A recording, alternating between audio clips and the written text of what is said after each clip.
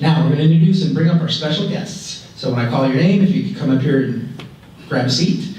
We're going to start out with our Deputy Assistant Secretary of Transportation for Intergovernmental Affairs, Anthony Bedell. Anthony?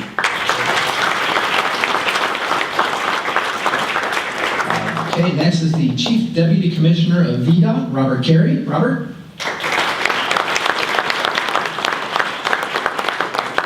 And as he switches hats, the NVTA Chairman and Prince William County Board of Supervisor, Mr. Marty Nohe. Marty? Marty, I'm surprised not to see a hat today. I always see a hat. Where is it? In the car still. Speechless, you're kidding me. Doesn't have an office. Politician speechless, wow. Thank you guys for joining us today. Each of our panelists will have about 10 minutes to speak. Ross Snare, who is in the back of the room, he will be indicating it when you have 1 minute left, so you need to stop talking. He's got a red yellow card back there. At the end of your 10 minutes, we'll move to the next panel member, and at the end, if time permitting, we'll have questions. So I am going to now sit down, and gentlemen, you are up. Who's first? Want me to go from the federal level? Sure. There you go. Okay. First of all, it's great to be with you today. Again, my name is Anthony Bedell with the U.S. Department of Transportation.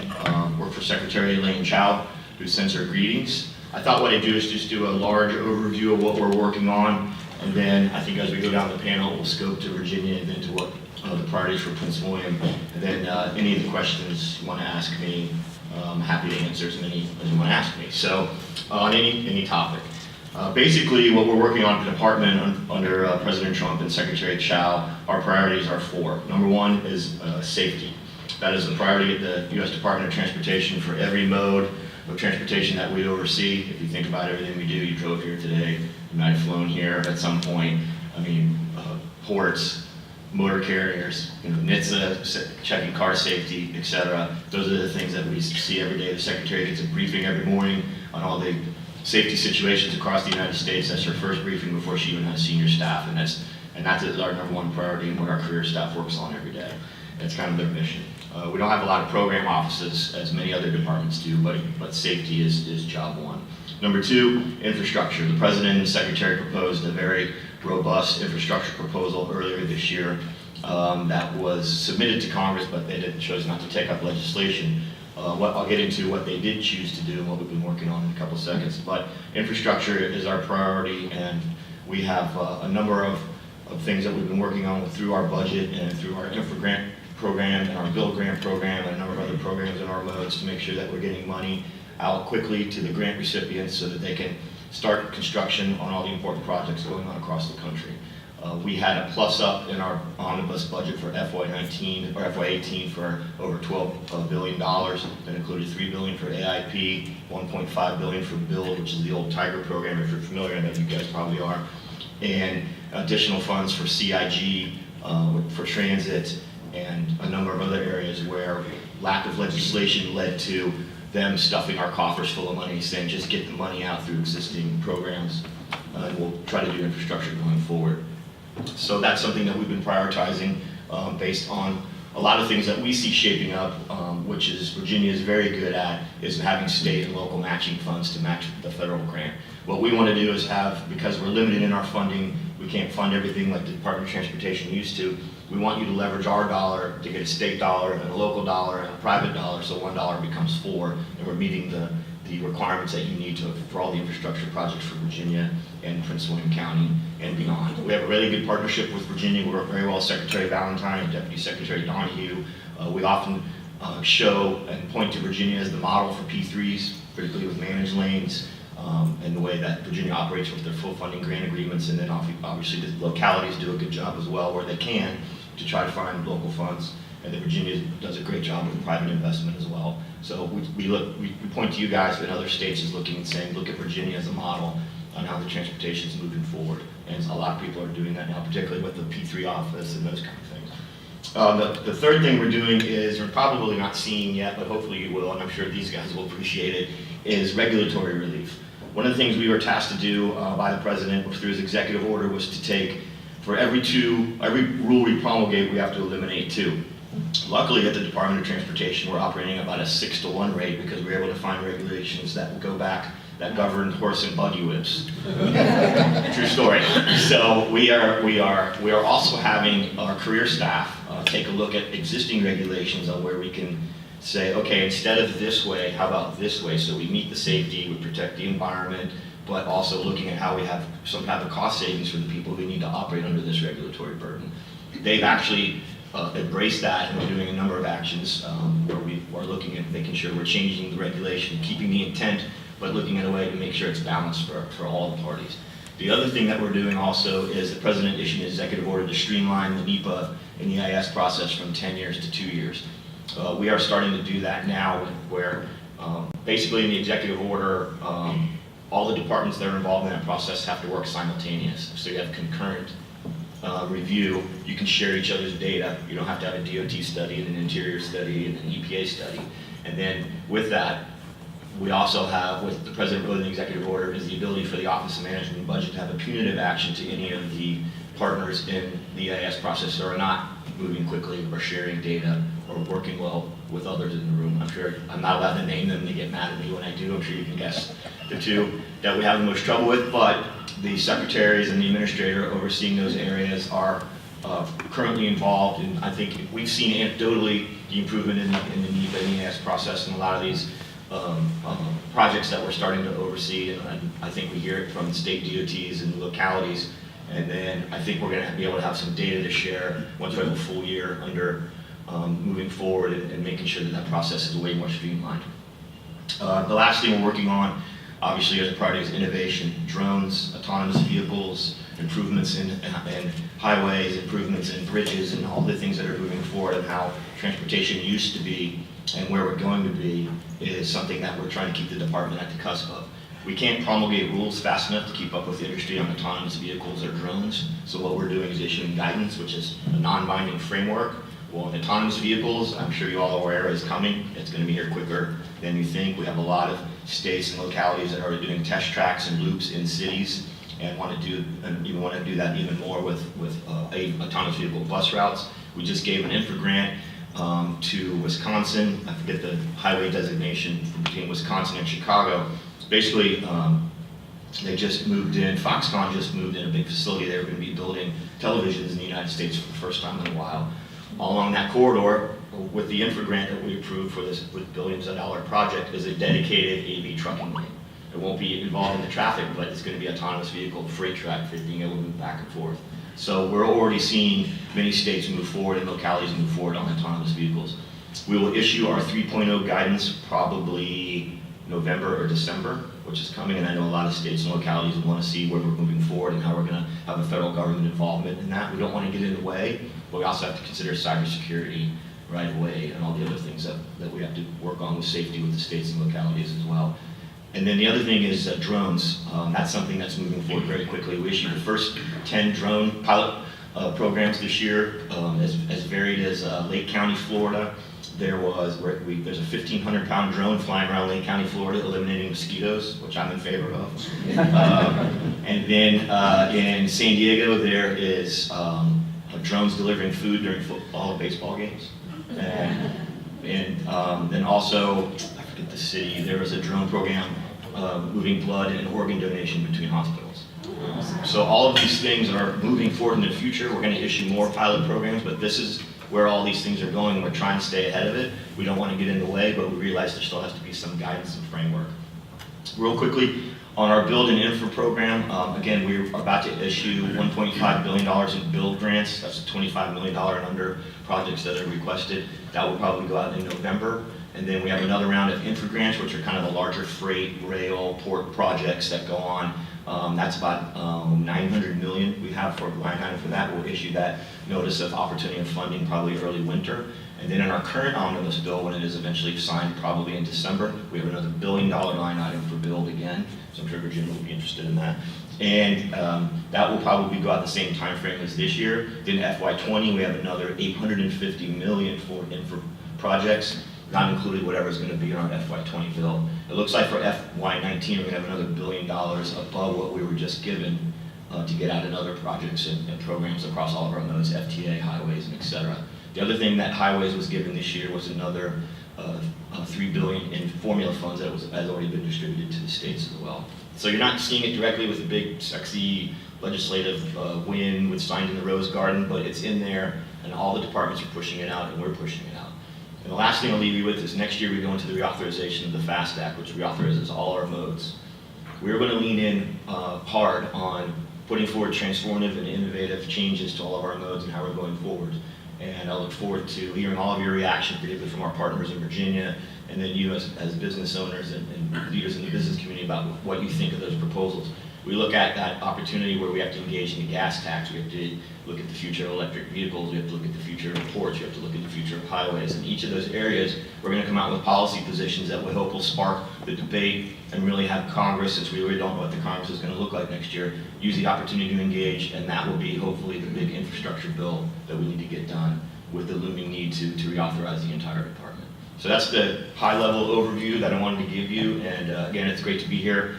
And I wouldn't do anything for my friend Ross Snare. So anyway, I'll take any of the questions after the other panelists has done as well. So thanks.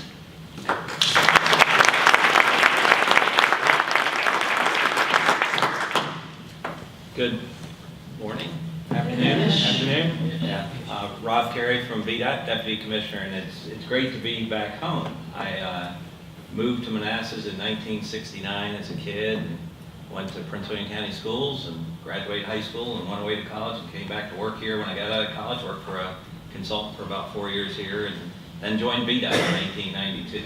So anyway, it's great to be here, and I have a great view, whoever said that earlier. This is a great view. I do want to start on a very serious note. I want to say that, last year we had 208 people killed in Virginia in distracted driving deaths. And just ask you to think about that when you drive. You see your friends, your family, people driving down the road. They're on the phone. They're looking at their phone. They're not paying attention.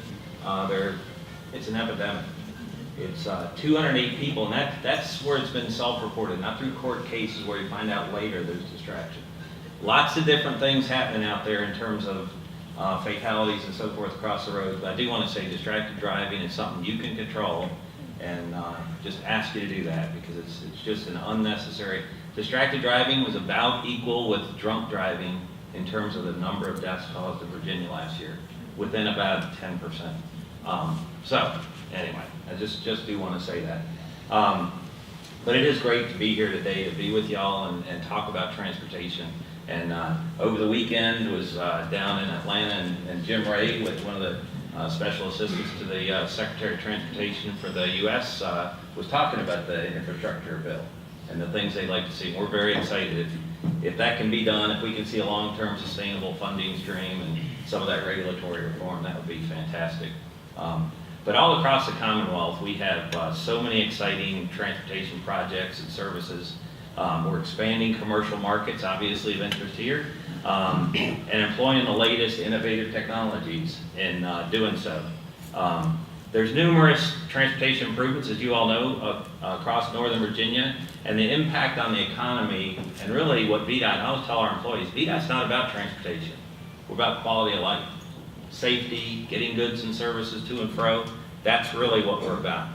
And while those projects are important to the region, they're also important to the entire state, and we recognize that. And I would say that our vision, many of us, obviously on the dais up here, and then here in the room, there's others, that we're very fortunate to work in transportation. And we have an unparalleled multimodal transportation system in Virginia. I have two kids that live up here. I have a son and daughter-in-law just bought a house in Alexandria. Daughter lives in Arlington. Guess what they don't have? A car. They walk. Multimodal. They walk, they ride the metro, they take Uber, whatever. But we have spaceports, we have rail, we have transit, metro, bridges, highways, bike lanes, sidewalks, we have all of that. And I can tell you that this administration is absolutely bringing transformation to all of these modes across the state. The creation of Smart Scale, the multimodal prioritization process, has given the Commonwealth a secure method to identify, fund, and complete transportation projects that are determined to be the best use of the limited money. we do have limited funds, and we've got to make sure they're being applied properly. The statewide commitment to a state of good repair, making sure that our bridges and pavements are in a state of good repair, that's being done through a process that allocates money both within VDOT and to local governments to take care of those structures and pavements. Improvements have been made to how we do our P3 process. Our Public-Private Transportation Act, as was mentioned earlier, we have done more private-public partnership projects in Virginia by dollar value and number than any state in the country. And we've done some very, very successful. As 66 is getting underway, there's not taxpayer money in that. That is a project that's being done through the private sector and will make transformative change. As somebody who has in-laws that live in Gainesville and sister-in-law and brother-in-law live in Gainesville area, they're going to benefit from that. They're going to use that. We also are seeing how these transformations really are positioning us to renew our focus on our economic development. We've always been focused on that, but the opportunity is really there. It doesn't only apply to the urban crescent, it applies everywhere in the state.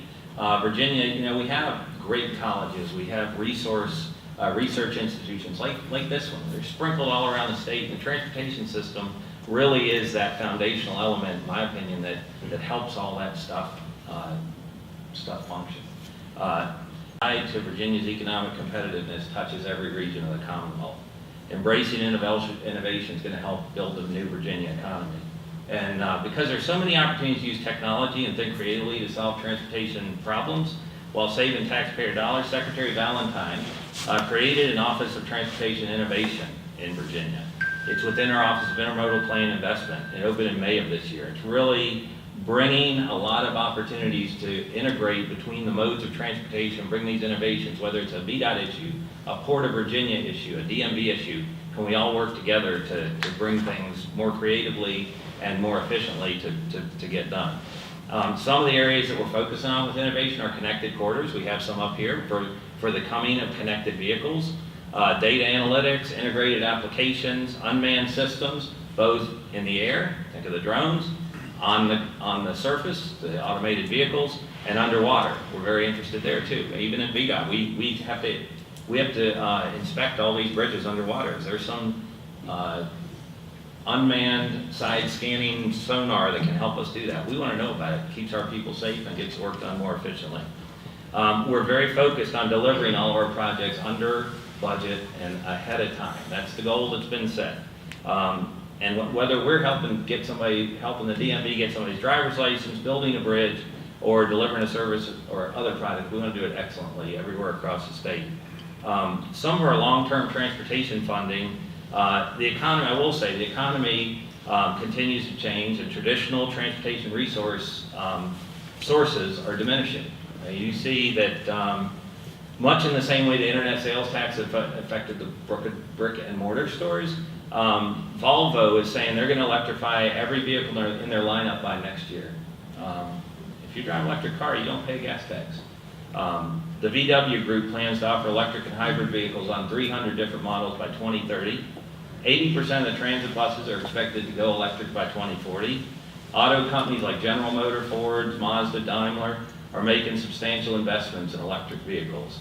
And declining tax revenues, gas tax revenues, along with the federal gas tax, which hasn't really changed since 1993, while inflation has continued to increase, have really eroded the buying power of that money. And that's where some of these things like P3 have been very important to us, to be able to leverage as much money as we can get from the private sector to deliver projects that otherwise would not happen. But something's going to have to be done to fund this. Otherwise, we're going to face tougher and tougher challenges with that. As an example, Smart Skill, we prioritized process. Round 2 of that, we've done 2 rounds. Which was the second round, was $9 billion in ask. We got we had $1 billion in money, to give you a sense of the competition. About 1 in 9 dollars of needs are being met. And those are real needs. Those are needs that are vetted through county boards of supervisors. These are not just wish list, hope we get something. These are golden ticket acts when they put them in. They know they're necessary, and we just can't fund all of them. Also want to talk a little bit about regional connectivity. We are deliberately trying to tying transportation decisions to economic competitiveness, and that affects every region around the Commonwealth. Coordination is critical in doing that to realize the full economic development potential. According to the Southeast Institute of Research, businesses are seeking a skilled workforce. Efficient, reliable transportation is absolutely a key to building communities in which the new millennials, entrepreneurs, and other young baby boomers want to live and work. We have seen that in other regions of the state where there's a template that's out there that really focuses multimodal connectivity, maximizes regional economic competitiveness, supports communications and collaboration amongst the state, federal, and local partners, and we can determine a measurable economic impact. I want to focus lastly sort of on execution of our plan. We have a $21.2 billion 6-year plan, 3,100 projects in there. We want to maintain and grow the public trust that we're delivering those projects ahead of schedule and under budget. And we actually, we're doing a very good job with that as a whole across the state. That will build trust in what we do every day. We have the major projects up here, Transform 66, both inside and outside the Beltway. We talked about that a little bit. The Atlantic Gateway project is a whole menu of multimodal projects that will be moving forward and take care of one of the worst bottlenecks in the country that is identified in objective research. The Virginia Gateway, International Gateway Terminal down on Hampton Roads, our port is critical to the state's success. The Rappahannock River crossing on I-95, another one, a bottleneck that we're just continuing to address that traffic moving south and north community on 95.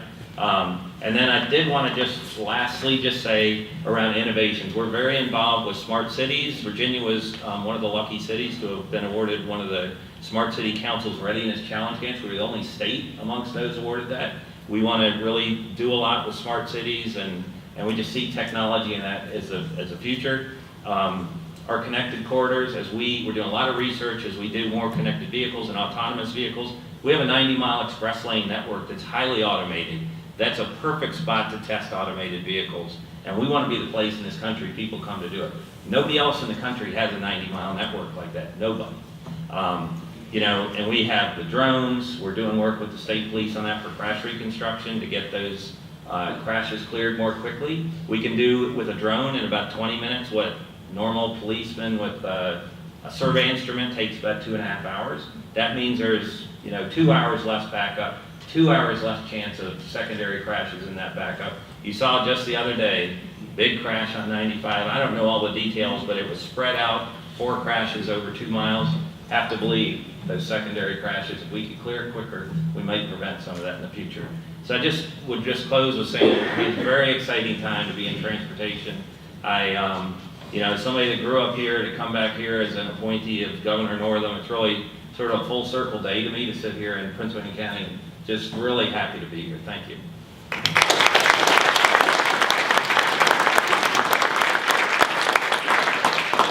So I look out at the crowd of folks that are here today. That was terrible. I look out at the crowd of folks here today, and I know there's probably a number of you that kind of roll your eyes a little bit and go, Marty is talking to us about transportation again, because I've become sort of a go-to guy for bringing in. We need to bring in a speaker to talk about transportation in Northern Virginia, and it's been a real honor for me to be in a position both on the Board of County Supervisors and in the region through Virginia Railway Express and the Northern Virginia Transportation Authority, as chair of those two boards, to provide some leadership on this issue. But I was actually very excited about this forum today because we're talking about the context of transportation and its relationship to economic development. And I think this topic is really the next important step that we need to make when we talk about transportation, or as I like to really frame it and think about it as mobility. And then I'll talk a little bit about the distinctions on that in a minute. Here in Prince William County especially, and really throughout all of Northern Virginia. As everyone here knows and understands, there's not a single person here who isn't acutely aware of the problems that we have with getting around our county, getting around our region. The reality is here in Prince William County, you can actually get from point A to point B within Prince William County pretty reliably. During the peak times, and there's a an hour, 45 minute to an hour long window, in the afternoon, maybe it's an hour and 20 minutes in the morning where our main corridor is a little congested just as part of rush hour. But during the day, if you're trying to transact business, make deliveries to your customers, go see clients, get your kids to school, actually it's not as difficult to move around this county as it once was. I actually got Tom Blazer here when he was the county's transportation director, talked about that a lot. Talked about the notion that there's very little that we can do as a locality to fix the problems on 95 and 66. We can play a part, but that we really need that federal piece, the state piece, and now really we've relied very heavily on the private sector piece to make the improvements on our biggest throughways.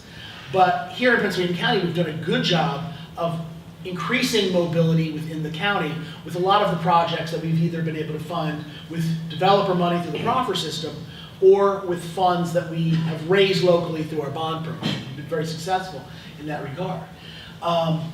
And I think because of that, we're actually in a great opportunity here in Prince William. Because just as I think we're coming into our own as a unique community separate from the rest of the region with a clear message about what we want to do with economic development, we can start thinking about mobility and transportation in the context of how it helps our economic development. These guys have talked a little bit about that. And actually, I think this location is actually an almost perfect setting to have this conversation. Because we're sitting here in one of the nicest residential neighborhoods in all of Prince William County. Did anyone live here in Belmont Bay? No? I would say, I would have been really cool if someone raised their hand. But sitting on the crowd. It's a great neighborhood to live in. If you're ever spending time down here, I think everyone likes living here. When I've had the opportunity to come down to this neighborhood, though, the complaint they all have is, Marty, there are these buildings here where you have apartments above space that's dedicated as retail. But, well, I think maybe there's a hair salon, maybe there's a coffee shop, and a couple other sort of very frontline retail. There's almost nothing else here. And that doesn't make sense given the population. Particularly given that on the other side of us, we're sitting against one of the most heavily used Virginia Railway Express stations in the entire system. A lot of the folks who live in this neighborhood moved here precisely so that they could get on the VRE trains. But the piece that never came back together, we've got residential, we've got the transportations, we never got that office development to this neighborhood. We never got the volume of commercial and retail development that we expected. And that is largely because we haven't been able to make that, what we call last mile connection on the transportation. It's easy to get here now. And once this route, every single person here, no matter what time you got here, you drove through construction on Route 1, because you can't get to Belmont Bay without driving through construction on Route 1. Once we get this Route 1 project done, it'll be fairly easy to get to Dawson Beach Road in a car. You can get here on a train. We've got great bus service that gets to this location. But getting over the train tracks into this neighborhood is still kind of difficult. The road is narrow, and what we need in that situation is, what we need for this neighborhood is an overpass, something that gets rid of that traffic signal and gets people over the tracks directly here to Belmont Bay. But it's an expensive project, and frankly, it's not the kind of project that does well when Prince William County is competing for state funds or for federal funds or for the regional funds that we control at NVTA. And that's largely because whether it's through the regional funds at NVTA or through the state Smart Scale program, transportation projects in Northern Virginia are judged primarily on their cost effectiveness relative to congestion relief. We've decided as a region, and it's absolutely the right decision, but we've decided as a region to put our emphasis on those mobility investments that do the most to move people during the peak hours. And of course that's the right thing to do because that's the thing that people complain about the most. I guarantee you there's not a single person here who has not complained about traffic sometime in the last week. Don't deny it, we've done it, because we're Northern Virginians. Some of you have heard me use the phrase before, Northern Virginians talk about traffic the way the rest of the world talks about the weather. Even with all this rain we've had, I still have people saying to me, well, it's so rainy, it made my commute much longer. They weren't mad about the rain, they're mad about the commute. The challenge that creates for us in Northern Virginia, though, and especially here in Prince William County, is that congestion relief isn't the only reason that we sometimes need to invest in our mobility. It be that mobility in the form of new roads, new interchanges on existing roads, more transit systems, new technology to move cars around, whatever we're investing in, there's more to it than just relieving congestion during rush hour. And economic development's a really important part of that. And the fact that we haven't seen the kind of office development in this neighborhood that I think we'd like is because it's difficult to find the money for that kind of investment. But the catch is, just because we're here doesn't mean this is the only place where that's true. If we look down at the Potomac Shores community, down in just north of the town of Dumfries, you look at some of the areas in Gainesville. I know Pat is something that I've talked a lot over how many years now. We've talked about some of the missed opportunities we've had in the Gainesville area because of the lack of the right kind of connectivity in these potential hotspots for our economic development. And so one of the things that the Board of Supervisors is looking at right now, and your chamber board recently endorsed this initiative as something that the county needs to investigate and put some time and energy into, is the idea of getting back into the business of using local revenues, local tax revenues, to invest in mobility projects, but specifically those mobility projects that will spur economic development. And I think if the board determines that this is something we can move forward on, and that this is the right kind of investment we need to make, I think we have some great opportunities, but it represents a change in the way we think about our transportation needs locally. Because rather than thinking about how we move people around the county or how we move people in and out of the county, we'll be thinking vis-a-vis transportation for the first time with the concept of creating jobs in the county so people don't have to leave the county as the top priority. And that's not what we've done in the past. I think when the board has done some of these bond initiatives in the past, we've gone to you as citizens and said, do you want us to invest in roads?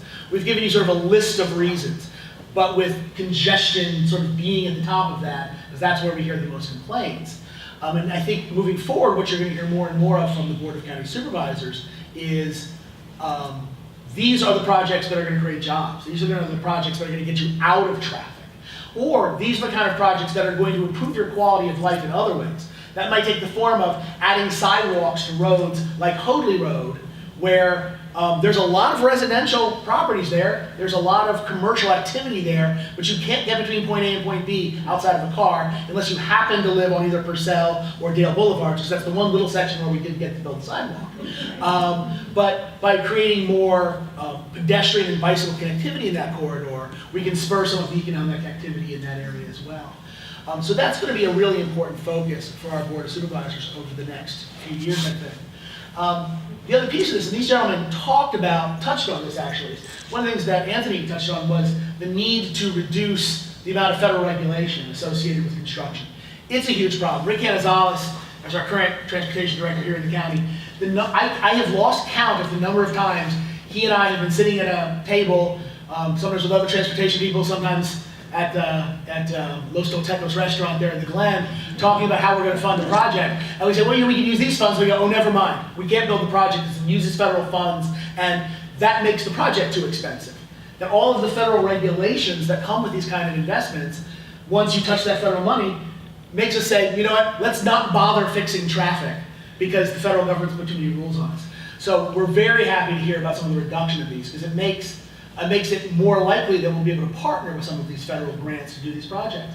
And one of the things that Rod touched on was the smart scale system and the use of private sector investment, the opportunities for public-private partnerships. It's another thing where Prince William County has really been in the lead by using our local and regional funds to leverage these partnerships with VDOT and the Commonwealth Transportation Board, so that projects which the state might otherwise say, it's a little too expensive, we need to put this money on something else. When Prince William County is able to say, we're making local investments, we'll put up half the money if the state will put up the rest, suddenly our projects move quickly to the top of the list because it provides a lot more bang for the buck for the Commonwealth Transportation Board. So we've got a lot of great opportunities ahead of us, and I'm particularly excited about the fact that the board seems very open to the notion of switching from that focus of moving people out of this county into their jobs in Arlington in the district, and instead saying, how do we think about transportation in the way that allows people to work near where they live? And I know that's something that's important to all of our businesses right here in the county.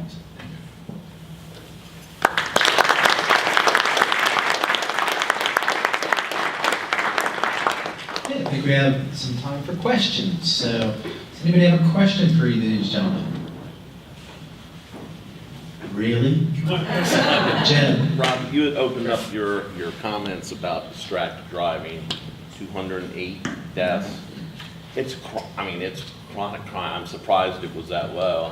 Every day I travel 66 from Centerville out towards Gainesville, and I don't see less than 6 people have their face in their phone driving 60, 70 miles an hour.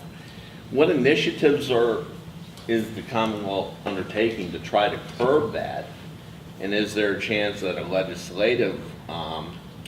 legislatively to increase the fines, put a lot of teeth into, because a lot more people are gonna die, and with all the construction, with all due respect, going on 66, just with the maintenance of traffic and it's chronic. Yeah, well, thanks for the question, and honestly, it's like that softball pitch, it's ready to get hit, because I can tell you, we're doing some stuff. Every year, legislatively, I'll say, it comes up every year in the legislature, and that's just something you should work with your legislators on to encourage that, because something needs to be done. Something needs to be done with that. But I can tell you what we are doing outside of the legislative side is VDOT, DMV, Virginia State Police, Department of Health, we've all band together. We meet, actually, we have a meeting coming up next week, we meet monthly. It's at my level or above with the secretaries of public safety, secretary of transportation, the deputy commissioner of DMV, myself, the deputy superintendent of state police. And we are doing a lot with programs across our agencies. I mean, one simple example, I don't know if you may have seen this, if you drove 4th of July week, we're doing a lot with our message boards. You saw a message about don't drive lit. You're not at a firework, don't drive lit. That was about drunk driving. That was something that was a little edgy, right? You know, not something, it's not like buckle up. It's something that got people's attention. You know, my daughter sent me a picture of an Instagram post from somebody she follows. She's 25, put it all in perspective. 14.7 million followers, and it had a picture of our sign. That edgy message, we couldn't have paid for that kind of attention, and we were connecting with exactly the people we wanted to connect with. We're doing campaigns like that around distracted driving. We're doing campaigns around drunk driving, seat belts, speed, all that. So we're doing a lot on the campaign side, but we're also doing things just within our agencies, coordinating those efforts to make sure that the initiatives we're doing on the roadways and through DMV, not just through campaigns, but actual projects and so forth, are attacking those things that we can attack. So I want everybody to leave here feeling very, very comfortable that we're laser focused. I can tell you, the Secretary of Transportation, we had a contractor killed on Interstate 95, 25 years old. Did nothing wrong, work zone perfectly set up. A 27-year-old young lady from Wilmington, North Carolina. I'm sure she's a nice person. She said she reached for something. She hit that guy at like 70 miles an hour and killed him. Her life, his life, he had an 18-month-old baby. I went to the funeral home. Met his mother, father, girlfriend, sister, little 18-month-old baby. You know, that will ripple forever. So it is, that's what the secretary saw, and that's what she is putting a big emphasis behind safety. And it's distracted driving, drunk driving, speed. I mean, you know, take speed and seat belts, big factors. You know, we don't have a primary seatbelt law in Virginia. You know, that's something the legislature will have to take up. You can get pulled over for something else and get a ticket for your seatbelt. You can't get pulled over. And you know, DMV has some pretty startling statistics on the difference a primary seatbelt would make in the number of fatalities in Virginia. So we are doing a lot of stuff in that, so thanks for the question. If I could add also through the U.S. Department of Transportation, through our NHTSA, which is National Highway Traffic Safety Administration, we issue a lot of grants directly to the states to help them pay for the programs that we're doing through distracted driving, drunk driving, seatbelt laws. So they do have a budget to provide those as well. And they're leaning in hard, particularly on the distracted driving piece, and trying to assist the states to get more money to have that advertising out. Working with Virginia's been one of our best partnerships. Thank you. So when you see "get your head out of your apps" on a sign, don't get offended. Molly? Thank you for being here. I'm very curious to know if any of your agencies have visited other regions, either in the U.S. or internationally, to check their systems and see if we can implement any of their effective systems that they have going on. So I'm curious to know if you're looking at other areas. I'll start with just one very simple example from this weekend. I was at a meeting with all 50 states, And Georgia has a system where their 4,000 traffic signals across the state of Georgia are all connected, and they use actually some free software that Utah Department of Transportation, who is also there, developed. We're doing the same thing. We have a pilot going on right now with that, but we saw what Georgia was doing with the exact same free software that's available to us. And the commissioner and I were there, and we said, we're going to send some people down here to recruit your people, no, to take your ideas, and because we know they're doing exactly what we want to do. We're already doing the same thing, but ours was on a smaller scale, so that when there's an accident on 95, that we can come in and control all those signals on Route 1, for example, to get those arterials flowing as best we can, and when the other routes are blocked. So that's an example. We do a lot of that kind of stuff, working with our other state partners. Right, and for us, we also help with best practices, and the meeting he's referring to is a group of state transportation officials who meet called ASHTO. We also go down there and participate. I was there on Friday, and it's sharing those ideas and things that are working in other states that other states can develop and implement. We do those as well as looking at what different states are doing unique for best practice sharing as well. It's something that is needed, and we don't take ownership of it. We just want others to know there's other better ways to do things to get traffic moving. Trust me, after we did the 66 deal, every state wanted to know, how did you do that? Yes. How'd you do it? That's the largest TIFI loan we've given out. Yeah. Susan? This is a question for VDOT. I'm sure that just about everybody in this room is familiar with Bedell Road. They're at the intersection of 29 and Bedell. VDOT has proposed to not allow you to turn left from 29 onto Bedell Road. And I'm wondering what the logic is behind that.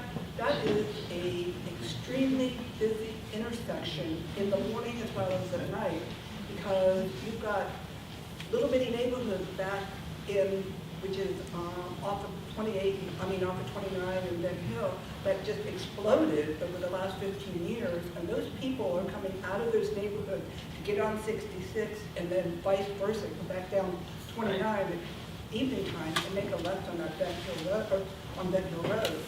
If that road gets no left turn, what's going to happen is people are going to go down as far as I am from here to you, make a U-turn, which never making a U-turn is a good thing, but you can have all that traffic making a U-turn, go back up to the stoplight to make a right on Bedell Road.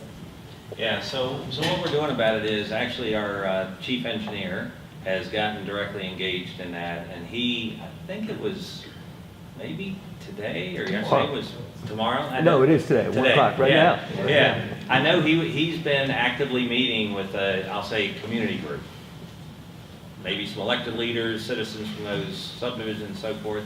And really where we are right now is trying to come up with a solution that's okay. It's a needle to thread there. You're trying to provide a solution that's safe and effective, but addresses those needs. So I would say that today we're not absolutely tied to what you described. I mean, that's why we're out meeting. We've got our chief engineer is our top career engineer employee, and he is the one that's directly engaged with that group. So that's what he's doing, is trying to figure out the best answer out there. I know there's several options they're looking at. I don't have an answer as to how that's going to turn out, but where that came from was just hearing from the public that, hey, this is not necessarily the solution we want. So okay, fine, let's go figure out a solution that everybody can live with and that makes a substantive difference for the safety results out there. The residents have with that intersection is that the turn lane isn't long enough. That's what creates the backup on 29, so to speak, because it's a short turn lane, but you've got twice that many people. So it seems to me that just creating a longer turn lane will help to move the traffic on 29 and also move the traffic on 30. And I'm sure I know they're looking at all those options. And sort of I talk about full circle. I mean, as a kid, I used to go with my mother to the commissary at Bedell Farm Station, and we used to turn there driving from Manassas over. So it's interesting. Yes, sir. I have a selfish comment to VDOT. My name is Ken Zoss. I am the current Transportation Director for Prince William County. As I hear the Department of Transportation talk about reducing their regulations in what they have to have us continue to do projects, I just want to suggest to VDOT that as a professional that has to deal with locally administered projects and lab projects, that you, as they're moving forward to deregulating, that also be looked at the lap manual level, because what I see is the opposite effect. When I started working with a lap manual, it was this thin, and now that I'm actually doing these projects, it's about this thick, and it's getting to be as timely as the federal project. So I would just want to suggest to VDOT that as they're deregulating, that we look at our lap manual here in Virginia and see what can be done to expedite and make it more efficient and effective in Yeah, projects. I will guarantee that will happen. I mean, as you know, if there are, when we do locally administered projects, we act as the Federal Highway Administration to ensure that all of the rules and regulations that are in place are done. So we have our manuals follow that. Now, if those change, we will be happy to change right along with them, because, you know, we know what the burden of that can be sometimes. That's all. Thank you. Okay, any other questions? Great. Okay, gentlemen, thank you so much for taking your time out today. And